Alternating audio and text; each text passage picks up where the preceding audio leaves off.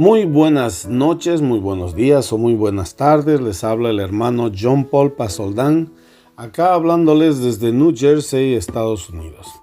El día de hoy tenemos un interesante tema que ha tocado, que espero que nos haga reflexionar acerca de cómo son los lazos familiares y cómo se manejan los eventos de acuerdo al impulso o al influjo de Satanás y también al influjo o impulso del Espíritu Santo. Este interesante tema que está a partir de Mosía 20 y narra un evento sumamente interesante. Bueno, vamos a relatar brevemente de que en ese momento estaban en conflicto los lamanitas y los nefitas dentro de una parte sur, ya alejados a casi 25 días de a pie de la ciudad de Zarahemla. Es decir, los nefitas estaban divididos y estaban circundados por los lamanitas y subyugados por los lamanitas.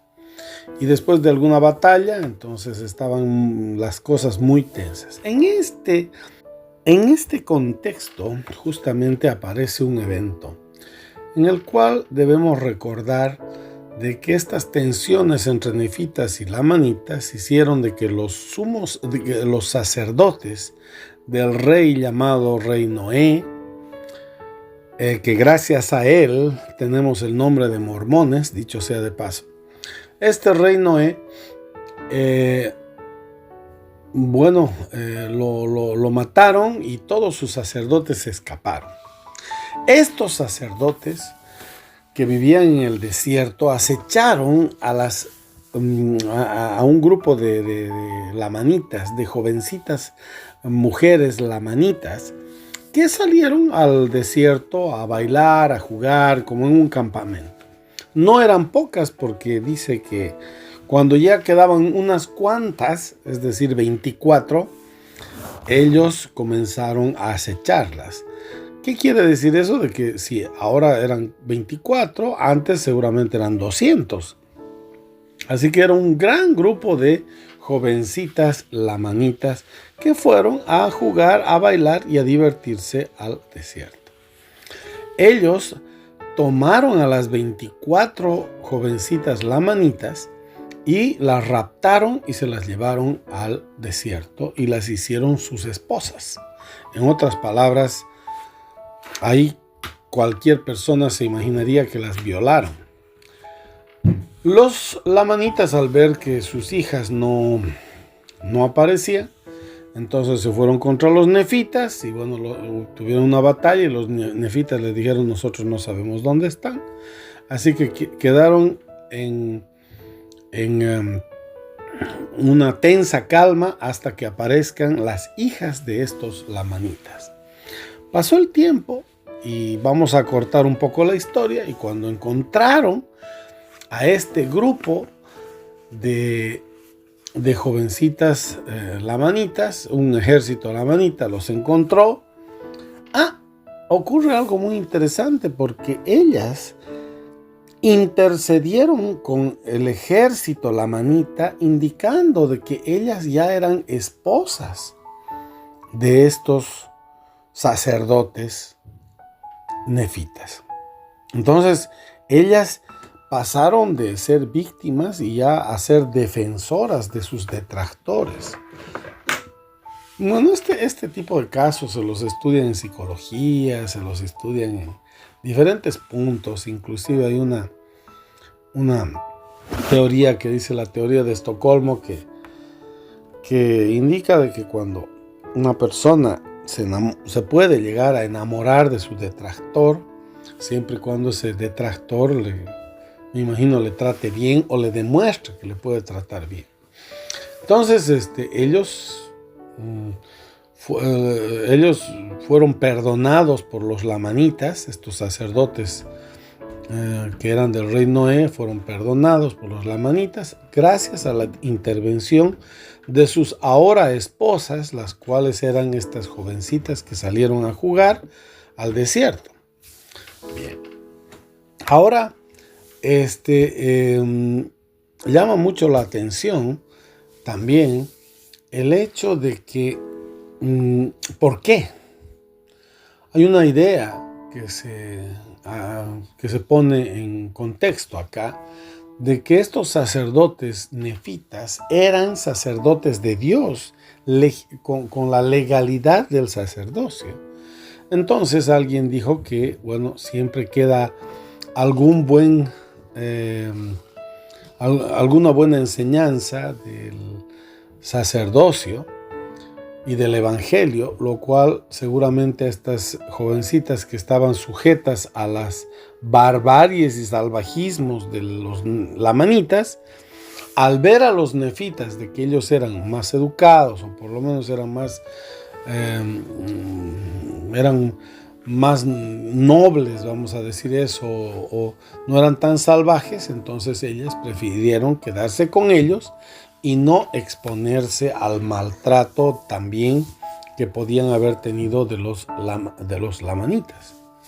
Entonces esa teoría también se mantiene, y también viene en contexto el tema de que dentro de la iglesia se han visto muchos estilos y tipos de atropellos de este estilo. Por ejemplo, el rapto, vamos a decir así,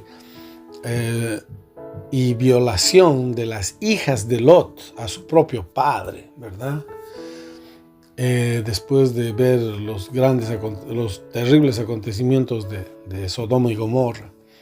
O también podríamos poner en contexto el tema de que los padres de Emma Smith siempre dijeron de que José Smith había secuestrado a Emma Smith, y en el secuestro Emma Smith se había enamorado de José Smith, lo cual Emma Smith desmintió y dijo que siempre estuvo enamorada de él, pero para los padres de Emma Smith siempre vieron a José Smith como un raptor y no como una persona que había pedido la mano para casarse con ella. Algo parecido también pasó con el fallecido Parley P. Pratt, que fue asesinado por el ex esposo, y vamos a poner entre comillas ex esposo, de una de las esposas de matrimonio plural de Parley P. Pratt, que él la bautizó y luego la hizo su esposa, y el ex esposo indicaba de que nunca hubo divorcio, que por lo tanto la había raptado y ella se había adaptado a ese nuevo mundo que vivía en Utah, y por lo tanto se enojó tanto que cuando en Arkansas estaba pasando por ahí Parley P. Pratt, él se acercó y lo mató y le plantó 2 tiros a Parley P. Pratt, ¿ya? Que era apóstol de la Iglesia de Jesucristo de los Santos de los Últimos Días en ese entonces. Otros sucesos también alguna vez he escuchado dentro de la iglesia, que han sido movimientos exabruptos de tomar en posesión a una mujer contra su voluntad y que luego esa persona acepte ese acto de violencia. Sin embargo, en este caso, cuando hablamos de las mujeres lamanitas, no podemos tomar en cuenta esos datos así a la ligera, sin antes ver el contexto espiritual mediante el cual se desenvuelve este tremendo evento. Ellos indican, las escrituras indican de que estos sacerdotes no solamente habían cometido iniquidades, sino también habían cometido estos atropellos.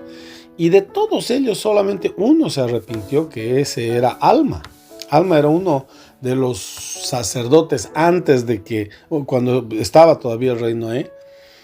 Y antes de que sucediera la muerte del rey Noé y todo eso, Alma se retiró y comenzó a crear una iglesia, ¿no? Y a bautizar, porque él tenía el sacerdocio, él también era un sacerdote. Entonces, Alma en realidad en las aguas de Mormón y dicho sea de paso, Mormón se llaman esas aguas gracias al rey Noé. Alma refundó la iglesia ahí en las aguas de Mormón. Bien, entonces, con este pequeño preámbulo vamos a indicar de que existen momentos en que Satanás comienza a armar ciertos planes, ¿no? Triquiñuelas y planes y engorrosos, y quiere buscar su sabiduría o su astucia. Les dio a estos sacerdotes rienda suelta para que hagan lo que quieran, con tal de que hagan quedar mal al sacerdocio, de tal forma que no exista más sacerdocio en la tierra en la tierra de las Américas, ¿no? Entonces, estos sacerdotes que hicieron tanto mal, imagínense la suerte que han tenido de que sus esposas los han defendido, y no solamente sus esposas les han defendido, sino que adquirieron tal confianza con los lamanitas que los pusieron como gobernantes del pueblo de Alma, que era ya la iglesia de Dios.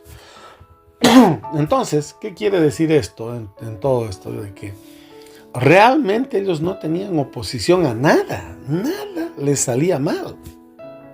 Todo lo que hacían estaba, como para decir, bajo la bendición de Satanás, ¿ya?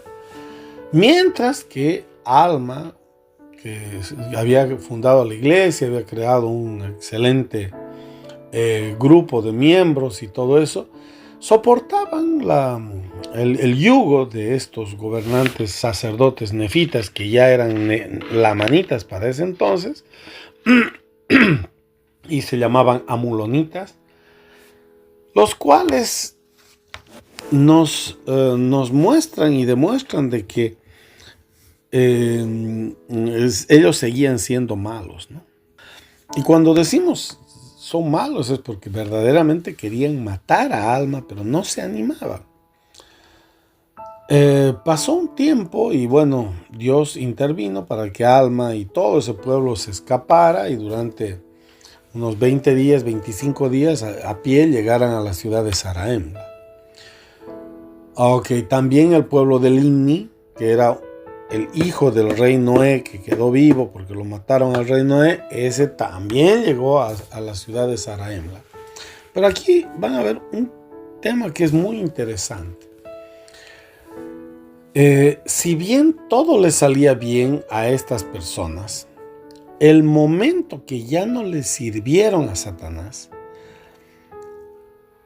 comenzaron a pasar por problemas tremendos. Uno de ellos era la profecía de Abinadí, que dijo de que todo lo que le hagan a Abinadí les iban a hacer a ellos. Así que nuevamente dentro de las filas de los lamanitas los comenzaron a perseguir y a matar.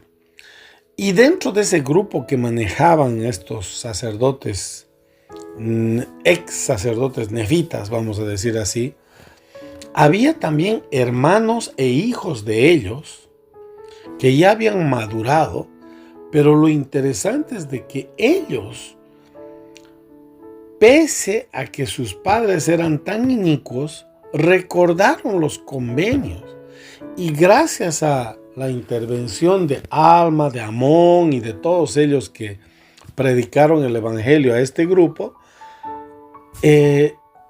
da la increíble casualidad de que ellos mismos, estos hermanos e hijos de los sacerdotes malos del rey Noé, estos se unieron al pueblo de Amón, que era el pueblo de Antinefilei, e hicieron un gran convenio, y fueron un pueblo muy, muy importante, porque ellos, si bien no peleaban, pero ellos proveían casi todo el alimento de las tropas de los nefitas, o sea que eran muy importantes. Eran unos agricultores muy importantes. Bien, entonces con todo lo que hemos indicado hasta ahora, muchas preguntas, uno puede pensar, no, pero ¿qué me interesa o qué de importancia tiene esto para que yo pueda aprender algo? Yo creo que mucho. Porque acá se ve un contexto en el cual, ¿qué pasa con aquellas personas que son miembros de la iglesia y se inactivan y sin embargo, fuera de la iglesia les puede ir hasta mejor que cuando estaban dentro de la iglesia? O sea, y se alejan y les va muy bien. Y después dicen, oh, yo desde que me he salido de la iglesia me está yendo muy bien. Eso les va a funcionar hasta que Satanás ya no los necesite. Y luego de ello los va a abandonar y los va a destrozar como a ratas. Así de simple. Por otro lado, porque Satanás no protege a nadie.